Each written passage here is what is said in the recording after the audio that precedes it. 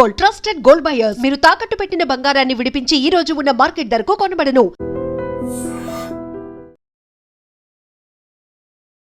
శబరిమలలో అసలు ఏం జరుగుతోంది? అనుకోకుండా 4.5 కేజీల బంగారం ఎలా మాయమైంది? నియమాల మాలతో సుగుణాల మెట్లపై నడిపించి కనిపించు అయ్యప్ప స్వామి. ఈ గోల్డ్ స్కాండల్ వెనకాల ఎవరున్నారు? సో కోర్టు కూడా అదే మాట ఉంది. ఇదేమన్నా ఫ్యూయలా, అది అలా ఆవిరైపోయిందని చెప్పడానికి ఇది బంగారం ఎలా మాయమైంది అనేది. దాని ప్రొసీజర్ ఏంటంటే, ఒకటి ప్రీస్ట్ మంత్రి అప్రూవ్ చేయాలి, next Travancore Devaswom board approve చేయాలి, అక్కడ ఒక స్పెషల్ ఆఫీసర్ ఉన్నారు ఆయన అప్రూవ్ చేయాలి.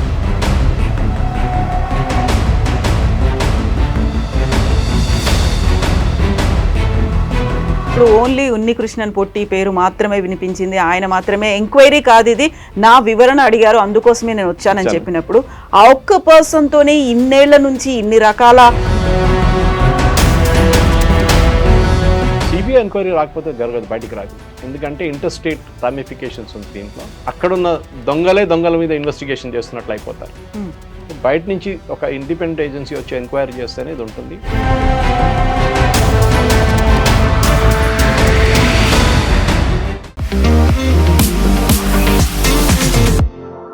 నమస్తే, నేను Kavitha. Welcome to I dream news and నిజాలు. శబరిమలలో అసలు ఏం జరుగుతోంది? అనుకోకుండా 4.5 కేజీల బంగారం ఎలా మాయమైంది? ఈ గోల్డ్ స్కాండల్ వెనకాల ఎవరున్నారు? ఇంతకుముందే ధర్మస్థల వివాదాన్ని చూసాము, ఇప్పుడు శబరిమల వివాదం. సరికొత్తగా ఇప్పుడు హిందూ సనాతన సంస్థలకి సంబంధించి ఒక పెద్ద ఎత్తున ఉద్యమంలా చేయబోతున్నారు. ఈ రోజు నుంచి అయ్యప్ప నామ జపాలు కూడా జరుగుతున్నాయి. దీని వెనకాల ఎవరున్నారు? గోల్డ్ స్కామ్ వెనకాల ఏం జరిగింది? మనతో పాటుగా ఉన్నారు సీనియర్ జర్నలిస్ట్ సురేష్ కొచతిల్ గారు. సార్ నమస్తే. సో కోర్టు కూడా అదే మాట ఉంది. ఇదేమన్నా ఫ్యూయలా, అది అలా ఆవిరైపోయిందని చెప్పడానికి ఇది బంగారం ఎలా మాయమైంది అనేది. ఇంత బంగారం ఎలా మాయమైంది? చెప్తున్న లెక్కలేమో 4.5 కేజీలు కనపడకుండా పోయాయి, 2019లో మాయమయ్యాయి, బట్ అది 2025లో బయటపడింది. ఏం జరిగింది? ఇంత తేడా ఎందుకుంది అసలు? ఈ స్టోరీ స్టార్ట్ అయ్యేదంతా కేరళ హైకోర్టులో ఒక దేవస్వం బెంచ్ అని ఒక బెంచ్ ఉంది. కేరళలో జరిగే గుడిలో ఉన్న ఏ ప్రాబ్లం ఉన్నా ఆ బెంచ్ వింటారు. ఎప్పుడు 2 జడ్జ్ బెంచ్ ఉంటుంది. ఆ బెంచ్ ఒకసారి ఇప్పుడు మొన్ననే ఈ ద్వారపాలక దాని శిల్పం బయట ఉన్న కవరింగ్ని చెన్నైకి తీసుకెళ్లారు. దాని ప్రొసీజర్ ఏంటంటే, ఒకటి ప్రీస్ట్ మంత్రి అప్రూవ్ చేయాలి, next Travancore Devaswom board approve చేయాలి, అక్కడ ఒక స్పెషల్ ఆఫీసర్ ఉన్నారు ఆయన అప్రూవ్ చేయాలి. ఆ స్పెషల్ ఆఫీసర్ని అడగకుండా వీళ్ళిద్దరు కలిసి ఆయన తంత్రి అప్రూవ్ చేశారు. ట్రావెన్కోర్ బోర్డు దేవస్వం తీసుకెళ్ళి ఒక మనిషికి ఇచ్చారు. ఎవరు కూడా టెండర్లు ఏం లేకుండా, ఉన్నికృష్ణన్ పొట్టి అని చెప్పి. టెండర్ ఏం లేదు, అది ఇంకోటి. ఎందుకంటే ఉన్నికృష్ణన్ పొట్టి అని ఆయన ఎప్పటి నుంచో స్పాన్సర్షిప్ తీసుకొస్తారు. నేను బంగారం నేనే తెప్పిస్తాను, అందరి దగ్గర డబ్బులు తీసుకొని మీకు 10 పైసలు ఖర్చు లేదు, నేనే చేపిచ్చేసి బంగారం కోటింగ్ వేసి నేనే తీసుకొస్తాను. ఇప్పుడు జరిగింది కోటింగ్ కాదు, ఇది స్టోరీ మొదలవుతుంది 98లో. సో ఈ జరిగిన ఇన్సిడెంట్లో హైకోర్టు ఏమన్నారు, మిమ్మల్ని ఎవరు తీసుకెళ్ళమన్నారు ఈ ద్వారపాలక షీటు రిటర్న్ తీసుకురావాలంటే మాతో కాదని చెప్పారు. ట్రావెన్కోర్ దేవస్వం కూడా ఆలోచించండి, కోర్టుకు చెప్తున్నారు మాతో కాదు, చెన్నైలో పడి ఉంది, అది మేము తీసుకురాలేమని చెప్పారు.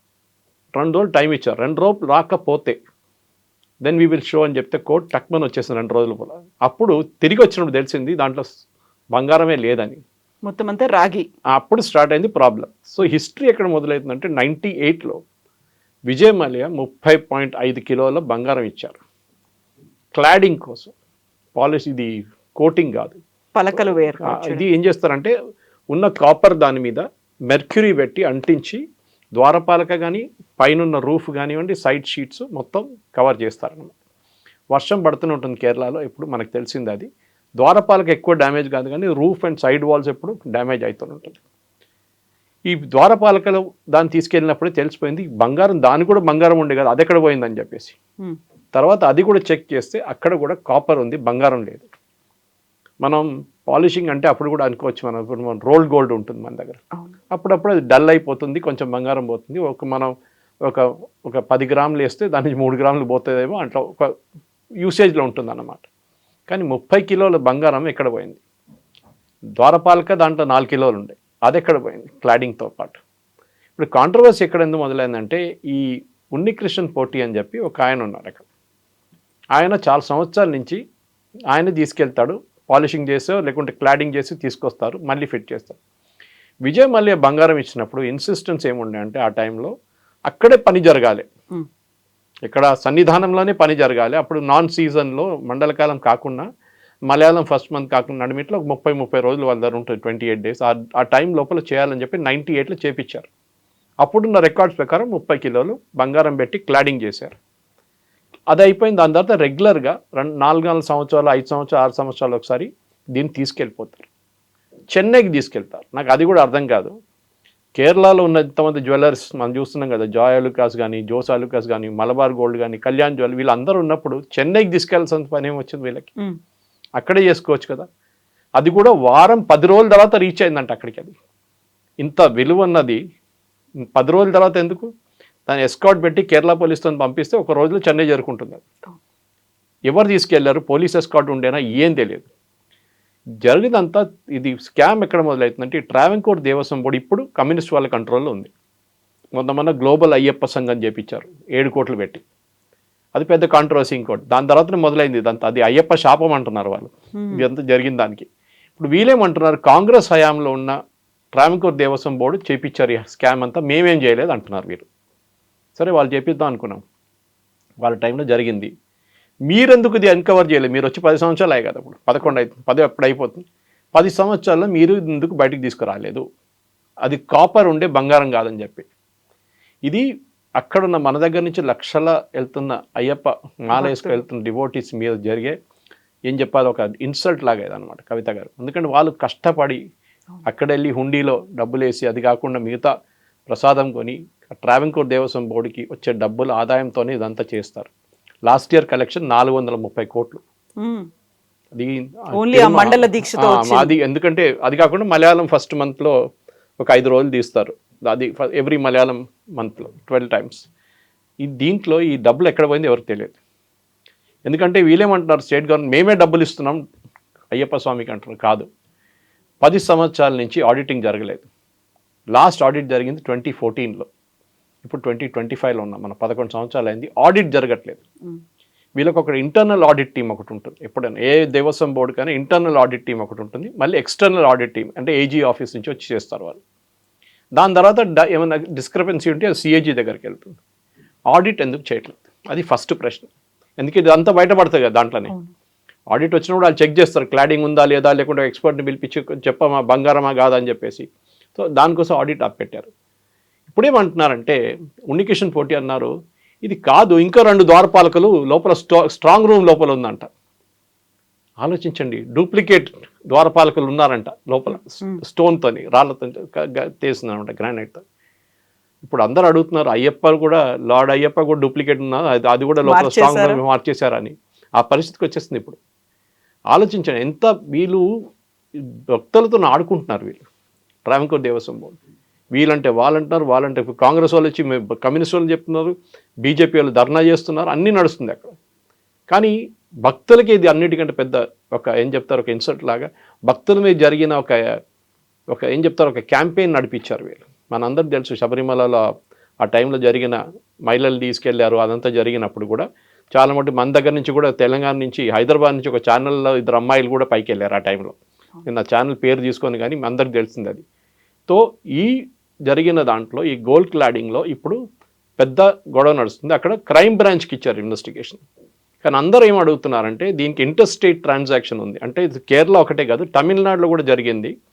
తమిళనాడులో ఉన్న జ్యువెలరీ కంపెనీ ఎవరు తీసుకెళ్లారు, వాళ్ళు అన్నారు మా దగ్గరకు వచ్చేటప్పుడు ఎప్పుడు దీంట్లో బంగారం లేకుండే, మేము మళ్ళీ దాని మీద బంగారం పెట్టి పంపిస్తుండే, ఎవరో స్పాన్సర్ చేసి ఆయన ఇస్తే బంగారం పెట్టి క్లాడింగ్ చేసి మేము పంపిస్తుండే. ఇప్పుడు అది క్లాడింగ్ ఉందా లేకుంటే గోల్డ్ కోటింగ్ చేశారా అది కూడా తెలియదు. సో కంప్లీట్ కాంప్రహెన్సివ్ ఎంక్వైరీ కావాలంటే ఒక సిబిఐ ఎంక్వైరీ జరగాల్సింది. అది కాంగ్రెస్ వాళ్ళు అడుగుతున్నారు, బీజేపీ వాళ్ళు అడుగుతున్నారు, కానీ కమ్యూనిస్ట్ వాళ్ళు అగ్రీ చేయట్లేదు. ఎందుకంటే ఒకసారి సిబిఐ వచ్చేస్తే మళ్ళీ వీళ్ళ చేతి నుంచి బయటకు వెళ్ళిపోతుంది మొత్తం. అక్కడ జరిగిన అన్ని అవకతవకలు బయటపడుతుంది.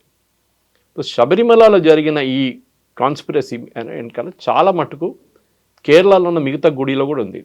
అది మీకు గురువాయూర్ ఉండొచ్చు, అనంత పద్మనాభ స్వామి అయితే వాళ్ళ రాయల్ ఫ్యామిలీ చేతిలో ఉంది, సో వాళ్ళ దగ్గర ఉంది. సో అక్కడ ప్రాబ్లం లేదు మనకి. ఇన్ఫాక్ట్ అక్కడ ఉన్న స్ట్రాంగ్ రూమ్లో ఉన్న దాన్ని కూడా వీళ్ళు బయటకు చేయడానికి ట్రై చేశారు, మీకు గుర్తుంటుంది. కానీ సుప్రీంకోర్టు ఒకటే ఓపెన్ చేసి తర్వాత అది కూడా సీల్ చేయమని చెప్పారు, ఓపెన్ చేయట్లేదు. మిగతా 8 అసలు ముట్టలేదు. లాకర్లను ఓపెన్ చేయాలనే డిమాండ్ ఎప్పటి నుంచో ఉంది అక్కడ. నేను దాని ముందు వెళ్ళి నిలబడాను, చూశాను. అది చూస్తేనే మనకు వికెట్ ఆ ఫీలింగ్ అన్నమాట. అది అంత బంగారం కానీ డైమండ్స్ కానీ అన్నీ తీసుకెళ్ళి వాళ్ళు అక్కడ పెట్టారు. వాళ్ళు తీసుకెళ్ళి ఖర్చు చేయలేదు రాజులు, కేరళలో ఉన్న ఆ టైంలో ఉన్న రాజు. ఎనీవే ప్రజెంట్ రాజులు పినరాయి విజయన్ వీళ్ళందరూ కలిసి ఆడిన కుట్ర ఇది. ఈ కుట్ర వెనుక ట్రావెంకోర్ దేవస్వం బోర్డు ఉన్నారు, కొచ్చిన్ దేవస్వం బోర్డు, వాళ్ళ గుడి అక్కడ కూడా నడుస్తుంది. అది కాకుండా 2-3 ఇండిపెండెంట్ దేవస్వం బోర్డు ఒకటి అక్కడ, వాళ్ళు కూడా మొత్తం ఆడిట్ చేయాల్సింది. ఇది ఒక కాంప్రహెన్సివ్ సిబిఐ ఎంక్వైరీ పెడుతున్నాయి కవిత గారు, ఇది బయటకు పడుతుంది. ఎందుకంటే బంగారం అట్లా వెళ్ళిపోదు కదా, కోటింగ్ చేస్తే చెప్పొచ్చు బంగారం ఎక్కడ ఎగిరిపోయింది. మొత్తం 30 కిలోల బంగారం ఎక్కడ పోయింది ఆలోచించండి. ఇప్పుడు దాని విలువ ఎంత ఉంటుంది 30 కిలోల బంగారం అంటే? ఇప్పుడు విజయ్ మాల్యా ఇచ్చిన దానికి బంగారం కాదని చెప్పట్లేదు, వాళ్ళు అగ్రీ చేశారు, వాళ్ళు రికార్డ్స్లో ఎంటర్ చేశారు. 30 కిలోలు ఇచ్చారు, అక్కడే కూర్చొని పని చేసి అక్కడే క్లాడింగ్ చేసి వాళ్ళు వెళ్ళిపోయారు గోల్డ్ స్మిత్స్. దాని తర్వాత జరిగింది రెగ్యులర్గా వీళ్ళు ఎవరు తెలియకుండా సీసీటీవీలు ఆఫ్ చేసి చేసిన పనులు ఇది ఎంత. ఇప్పుడు ఇది బయట ఎట్లా పడింది నేను చెప్పినాను కదా, యాక్సిడెంట్గా బయటపడ్డది. కానీ ఇప్పుడు ఏమంటున్నారు, ద్వారపాలకులు ఇంకా 2 స్ట్రాంగ్ రూమ్లో ఉన్నారు. ఫస్ట్ వీళ్ళు వెళ్ళి చెక్ చేశారంట, లేదు ఏం లేదని చెప్తే మళ్ళీ ఆ పోటీ అని అన్నారంటే, కాదు కార్నర్లు ఉంది మీరు వెళ్ళి చూడండి, ఒకసారి టార్చ్ కట్టి చూడండి అంటే ఆ స్ట్రాంగ్ రూమ్ లోపల చూస్తే ఇంకా 2 ద్వారపాలకులు ఉన్నారంట. అంటే డూప్లికేట్ తయారు చేస్తున్నారు. ఉన్న బంగారాన్ని దీని మీద ఉంచుకొని కాపర్ పెట్టేసి అది తీసుకెళ్ళి ఆడుకుంటున్నారా అని అర్థం కావట్లేదు. ఇప్పుడు ద్వారపాలక అయితే ఫిక్స్ ఉంది, అది స్టోన్ కదా, డైరెక్ట్లీ ఫిక్స్డ్ ఉంటుంది 2 వైపులా. కానీ దానిపైన ఉన్న కాపర్, దానిపైన ఉన్న బంగారం అది ఎక్కడ పోయింది? కాపర్గా ఎట్లా మారిపోయింది? క్లాడింగ్ ఉన్నప్పుడు క్లాడింగ్ తీయాలంటే మొత్తం ఇరగొట్టాల్సి వస్తుంది మీకు. మీరు ఎట్లా ఇరగొట్టారు? అక్కడ కూర్చొని చేశారా? అక్కడ తీసుకెళ్ళిన చెన్నైకి తీసుకెళ్తున్న అక్కడే ఉండొచ్చు బహుశా. తీసుకెళ్తున్న రూట్లో చెన్నైకి చేరుకున్నప్పుడు 7 రోజులు పట్టిందంట. ఈ 7 రోజుల లోపల ఎక్కడెక్కడో తిరిగింది. అది కాకుండా ఈ ద్వారపాలక శిల్పాన్ని కవర్ చేసేది బెంగళూరులో ఒక గుడిలో తీసుకెళ్ళి పెట్టారంట ఈ పోటీ అని ఆయన. ఆలోచించండి, అక్కడ రూట్ మ్యాప్ అనేది ఎలా ఉంది అని. ఇప్పుడు అక్కడ తీసుకెళ్ళి అక్కడ కొంచెం డబ్బులు సంపాదించుకున్నాడు.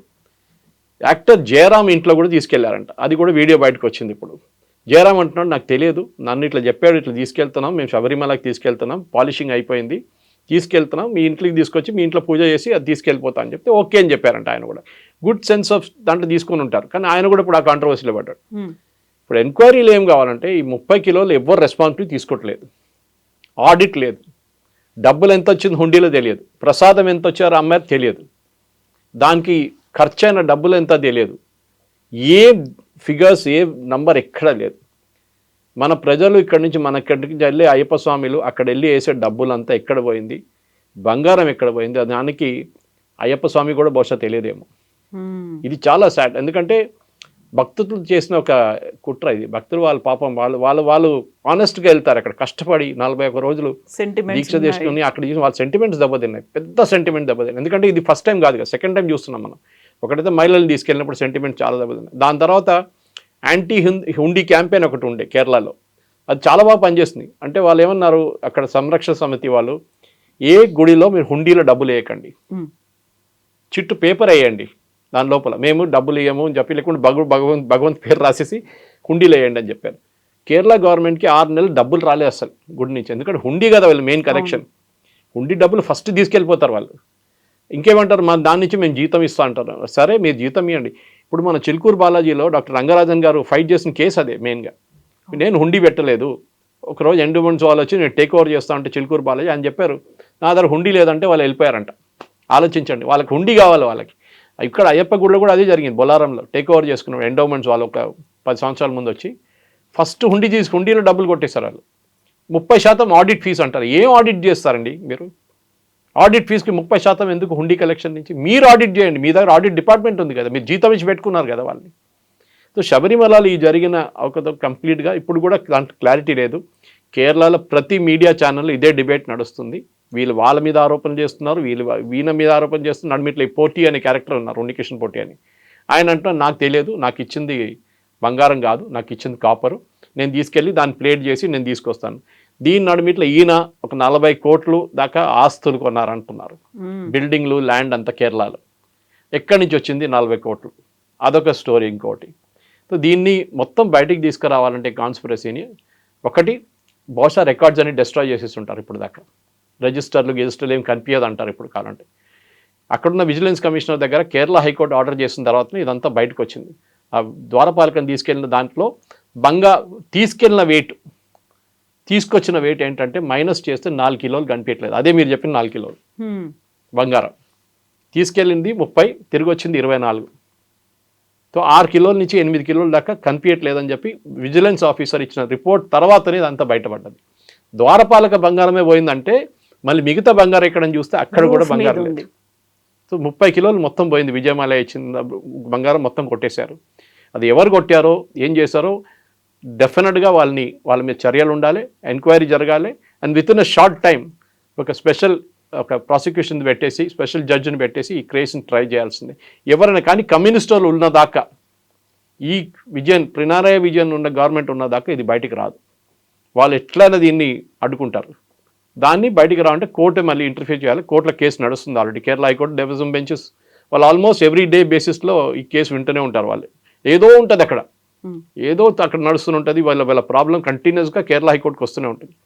బహుశా నెక్స్ట్ వీక్ దాకా దీని డీటెయిల్స్ బయటకు వస్తుంది. కవిత, సో ఇప్పుడు ఓన్లీ ఉన్నికృష్ణన్ పొట్టి పేరు మాత్రమే వినిపించింది, ఆయన మాత్రమే ఎంక్వైరీ కాదు ఇది, నా వివరణ అడిగారు అందుకోసమే నేను వచ్చానని చెప్పినప్పుడు ఆ ఒక్క పర్సన్ తోనే ఇన్నేళ్ల నుంచి ఇన్ని రకాల స్కామ్స్ అనేవి జరిగి ఉండకపోయి ఉండొచ్చు. బోల్డ్ అంత ఒక నెట్వర్క్ ఉంటుంది, ఒక స్కాండల్, ఒక టీం అనేది కూడా ఉంటుంది.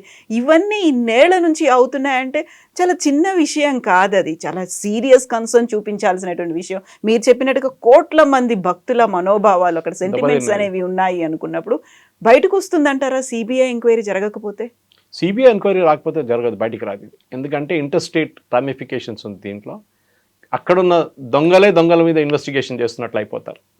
సో బయట నుంచి ఒక ఇండిపెండెంట్ ఏజెన్సీ వచ్చి ఎంక్వైరీ చేస్తేనే ఇది ఉంటుంది. సో ఒక నార్మల్ దాంట్లో కవిత గారు మీరు ఒక చాలా ఇంపార్టెంట్ క్వశ్చన్ అడిగారు, టెండర్ ఎందుకు విలువ లేదు అడిగారు. కరెక్ట్. ఈయన వచ్చి ఆఫర్ చేస్తున్నాడు, నేను బంగారం కొట్టేసి నేను తీసుకొస్తా అంటున్నారు. మీరు 2-3 ఇంకా అడిగారా? ఇంకా 2-3 కూడా ఈయన ఎన్ని కిలోలు పెడతావు బాబు? 4 కిలోలు. ఇంకెవరైనా నేను 8 కిలోలు ఇస్తానంటే మీరు వాళ్ళ దగ్గర తీసుకోవాలి కదా. అది ఎవరు చెక్ చేస్తున్నారు దాని క్వాలిటీ?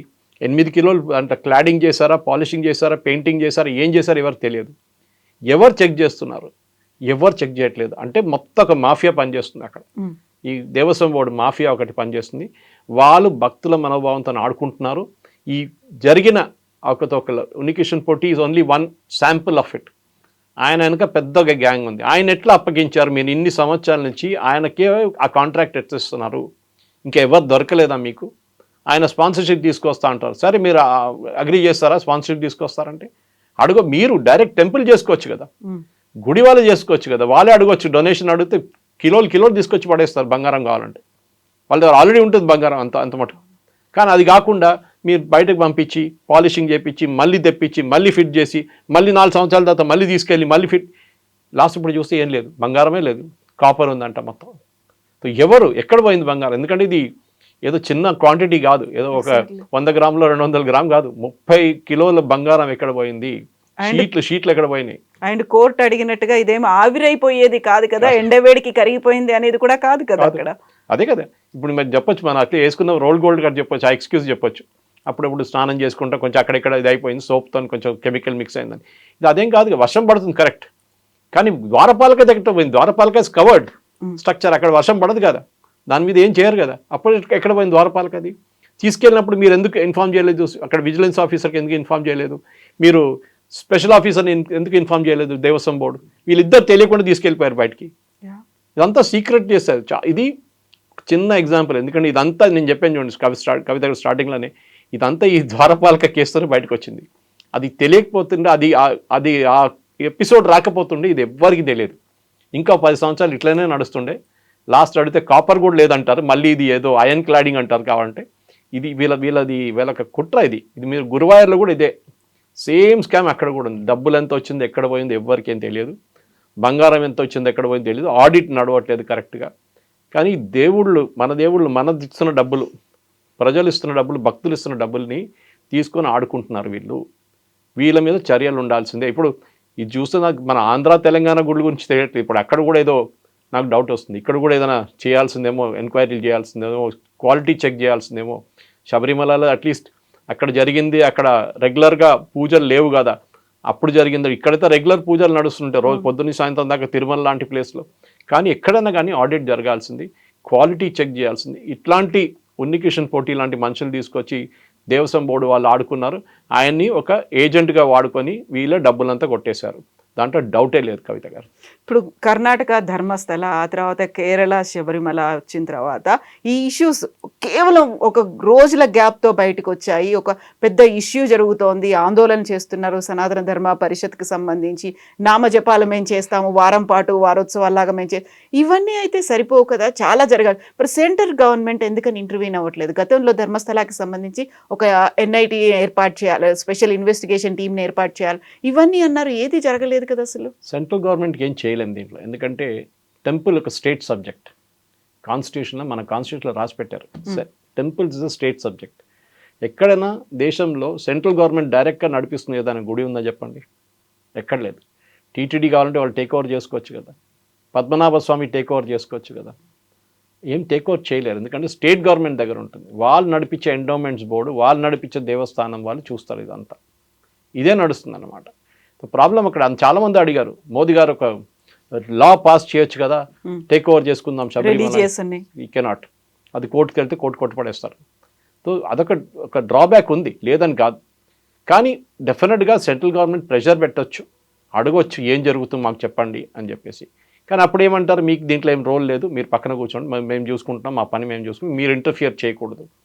అట్లా 2-3 సబ్జెక్ట్స్ ఉన్నాయి. ఒకటి ఎడ్యుకేషన్, ఒకటి ఇది మన టెంపుల్స్, ఒకటి. ఇట్లాంటి చాలా మటుకు స్టేట్ సబ్జెక్ట్. కొన్ని కన్కరెంట్ ఉంటుంది, కొన్ని డైరెక్ట్ ఉంటుంది, కొన్ని సెంట్రల్ గవర్నమెంట్ దగ్గర ఉంటుంది. సో దాంట్లో temples is a state subject. So మనం ఏం చేయలేం టెంపుల్. ఐ విష్ ఒక లా తీసుకొచ్చి అన్ని దేవస్థానం గుడులు కానివ్వని అన్ని వాళ్ళ ట్రస్ట్కి ఇచ్చేస్తే అన్నింటినీ బాగుంటుంది. కానీ అది ఇవ్వరు. బొలారం గుడికే మాకు 10 సంవత్సరాలు కొట్లాడొస్తుంది, హైకోర్టుకి వెళ్ళాం మేము, మాకు తీసుకురావడానికి. మళ్ళీ దొరికింది మాకు టెంపుల్. అది అట్లా ఎంతమంది వెళ్తారు, ఎంతమంది తీసుకొస్తారు? అది ఇది పెద్ద ప్రాబ్లం అనమాట. State government has no role in temples. Simple. Sai Deepak గారు ఆర్గ్యూ చేసిన కేసులో కూడా అదే జరిగింది. సుబ్రహ్మణ్యం స్వామి టీటీడీ కేసులో ఆర్గ్యూ చేసిన అదే. ఒక గుడి మేనేజ్ చేయట్లేదు, మిస్మేనేజ్ చేస్తున్నారంటే దేవస్వం కానీ ఎండోమెంట్స్ కానీ వచ్చి టేక్ ఓవర్ చేసుకోవచ్చు. కానీ పర్మనెంట్లీ మీరు అది ఉంచుకోలేరు. ఆ రూల్లో ఉంది, you cannot have it for perpetuity. మీరు అక్కడ జరిగిన అవకతవకలంతా క్లీనప్ చేసి సిస్టమ్స్ అండ్ ప్రొసీజర్స్ పెట్టి మళ్ళీ ఇంకొక ట్రస్ట్కి హ్యాండ్ ఓవర్ చేయొచ్చు. కానీ మీ దగ్గర మీరు కంటిన్యూస్గా పెట్టుకోకూడదు. ఇది భక్తులు రియలైజ్ చేయాలి. మన దగ్గర ఉన్న ఒక్కొక్క ఎండోమెంట్స్ గుడి ఇక్కడ తెలంగాణలో చూడండి, మనం ప్రశ్నించాల్సిందే. ట్రస్ట్ వాళ్ళు నడిపించారు, ఎండోమెంట్స్కి దీంట్లో రోలే లేదు. ఎండోమెంట్స్ నుంచి అక్కడి తీసి బయటపడేయాలి. ఎండోమెంట్స్ భక్తుల డబ్బులతో ఆడుకుంటున్నారు. వాళ్ళు కావాలని తమిళనాడు చూడండి, ఇప్పుడు అక్కడ కూడా స్పెషల్ ఒక హైకోర్టు, అక్కడ దీనికన్నా ఎక్కువ ప్రాబ్లం హైకోర్టుకి. అక్కడ మొన్న ఒక కళ్యాణ మండపం కడతా అని చెప్పి డబ్బులు గుడి నుంచి తీసుకెళ్తున్నారు. గుడిలో ఉన్న డబ్బులు తీసుకెళ్ళి, భక్తులు ఇచ్చిన డబ్బులు తీసుకెళ్ళి కళ్యాణ మండపం కడతారంట. హైకోర్టు ఆపాడేశారు, కాదు, యూ కెనాట్ డూ ఇట్ అని చెప్పారు. అట్లనే మన దగ్గర కవిత గారు మీకు తెలిసి ఉంటుంది, లక్షల ఏకర్లు భూములు ఉండే గుడి దగ్గర. చాలా గుళ్ళు, పెద్ద పెద్ద గుళ్ళు. ఎక్కడ పోయింది అదంతా అండి? ఇప్పుడు ఎంత మిగిలింది గుళ్ళు? మా ఇంటి దగ్గర కూడల్మాణిక్యం క్షేత్రం ఒకటి ఉంది కేరళలో, 75,000 హెక్టర్ ల్యాండ్ ఉండే. ఇప్పుడు 100 ఏకర్లు కూడా లేవు, మొత్తం కొట్టేశారు. అప్పుడు రాజులు ఇచ్చిన ల్యాండ్ అదంతా. ఈ 1947 తర్వాతనే జరిగింది ఇదంతా. దానికన్నా ముందు కూడా ఉండే అనుకోండి, కానీ ఈ ఫ్రాడ్ అంతా జరిగింది. భూములు కొట్టేశారు, భూములు డొనేట్ చేసేసారు, భూములు లీజ్లు ఇచ్చేసారు. ఎవ్రీ బిట్ ఆఫ్ దేవుడి ప్రాపర్టీ దేవుడికే రావాలి రిటర్న్. ఎందుకంటే ఆ ఆదాయం మీదే ఈ గుడి అంతా నడుస్తుండే. బయట నుంచి 10 పైసలు తీసుకోకుండా, ఈవెన్ హుండీ నుంచి 10 పైసలు తీసుకోకుండా గుడి నడిపించాలంటే గుడికి వచ్చే ఆదాయం ఇట్లాంటి పొలాల నుంచి కానీ మిగతా ల్యాండ్ నుంచి వాళ్ళు నడిపించుకుంటుండే. అదంతా కొట్టేసిన తర్వాత ఏం మిగులుతుందండి? పూజార్లకి ఏమొస్తుందండి? సరే, పెద్ద పెద్ద గుళ్ళు పూజార్లకి కొంచెం డబ్బులైనా వస్తుంది. చిన్న గుళ్ళు ఉంటుంది ఊర్లలో, 50 రూపాయలు కూడా రాదు వాళ్ళకి. ఆ గుళ్ళు ఎవరు చూసుకుంటారండి? సరే, టీటీడీ వాళ్ళు అంటున్నారు మేము చూసుకుంటున్నాము కొన్ని గుళ్ళు. సరే, కరెక్ట్. మీరు అన్ని చిన్న చిన్న గుళ్ళు కూడా చూసుకుంటారు. చేయలేదు. అక్కడ ఒక్క ఎండోమెంట్స్ వాడు వెళ్ళాడు. డబ్బులు లేని గుళ్ళు ఎండోమెంట్స్ వాళ్ళు వెళ్ళారు. ఎందుకంటే వాళ్ళకి తెలుసు అక్కడ వెళ్ళి ప్రాబ్లం ఏం లేదు అక్కడ తీసుకోవడానికి అని చెప్పి. సో శబరిమలలో జరిగిన ఈ ఇన్సిడెంట్ కూడా డెఫినెట్గా మీరు చెప్పినట్టు ధర్మస్థల ఒక హిందూ ఆచారాల మీద జరిగే ఇది ఒక చిన్న ఎగ్జాంపులే. తమిళనాడు నుంచి ఆల్మోస్ట్ 4,000 ఐడల్స్ కొట్టేశారని చెప్తున్నారు. అంటే విగ్రహాలు, దాంట్లో కౌంట్ లేదు. పొన్మాణిక్యవేలు ఉన్నప్పుడు ఆయన కొన్ని ఇన్వెస్టిగేషన్ చేసిన తర్వాత కొన్ని దొరికింది బాబు. మోదీ గారు వచ్చిన తర్వాత 365 అనుకుంటా, 368 మూర్తిలు తీసుకొచ్చారు బయట నుంచి. అది కోపెన్హేగన్ మ్యూజియంస్లో అక్కడ ఇక్కడ పెట్టి, స్మిథ్సోనియన్ మ్యూజియం న్యూయార్క్లో, ఆస్ట్రేలియాలో, జర్మనీలో అక్కడ తీసుకొచ్చి ఏం చేశారు? ఏఎస్ఐలో పెట్టేశారు. ఒక అల్మారాలో. ఈవెన్ మన అమరావతిది ఒక ఇది మార్బుల్ స్కల్ప్చర్ ఒకటి ఉంది, ఏది మన బుద్ధిసంది, అది కూడా పడింది అక్కడ.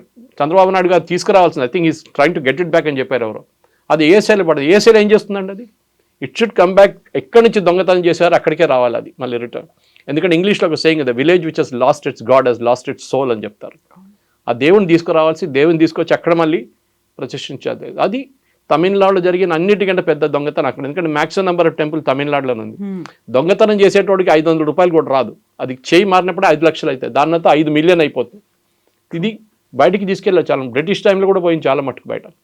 పాండిచేరిలో ఒక ఇన్స్టిట్యూట్ ఉంది, run by the Alliance France, మన వీళ్ళ ఫ్రెంచ్ ఎంబసీది ఒకటి కన్సిడర్ది. నేను వెళ్ళాను అక్కడ ఒక 2 years బిఫోర్. వాళ్ళు ఒక పక్కన చుట్టుపక్కల 200 కిలోమీటర్లు ఉన్న గుడిది ఫోటోలు తీసుకున్నారు. ఇప్పుడు కాదు, 70s నుంచి మూర్తిలు. ఇక్కడ కూడా చిలుకూరు బాలాజీ, డాక్టర్ రంగరాజన్ చెప్పారు, అది ఇండియా ప్రైడ్ ప్రాజెక్ట్ ఉంది. ఈ గుడి నుంచి కొట్టేసింది. చిలుకూరు బాలాజీది మన ఏం చెప్తారు, అది మూర్తి ఉంటుంది కదా, ఉత్సవ మూర్తి, అది కొట్టేశారండి, ఎప్పుడో పోయింది అది. ఆయన పాప ఏడుస్తారు ఇప్పుడు కూడా దాని గురించి మాట్లాడుతున్నాడు. కన్నీ నీరు వస్తుంది ఆయనకి. అది అట్లా ఉంటుంది మన దగ్గర. అన్నీ ఏం చెప్తారు, దొంగలు ఉన్నారు మన దగ్గర. ఎండోమెంట్స్ వాళ్ళ దొంగలు, బయట నుంచి వచ్చే దొంగలు, వీళ్ళందరూ కలిసి గుడి మొత్తం మన రిలీజియస్ సిస్టమ్నే కొట్టేశారు వీళ్ళు. ఇదంతా మార్చాలంటే మళ్ళీ ఎవరు భక్తులు ఉన్నారో వారికే గుడి అప్పగించాల్సింది. They should be given back to them only. Yes, sir. Thank you so much, sir. Thank you. And for more videos, Please subscribe to iDream. Please subscribe to iDream. Please subscribe iDream. And please subscribe to iDream. For more videos, subscribe to iDream. please like, share, and subscribe to the channel. Congratulations, iDream. Subscribe to iDream. Subscribe to iDream. So subscribe to iDream Media.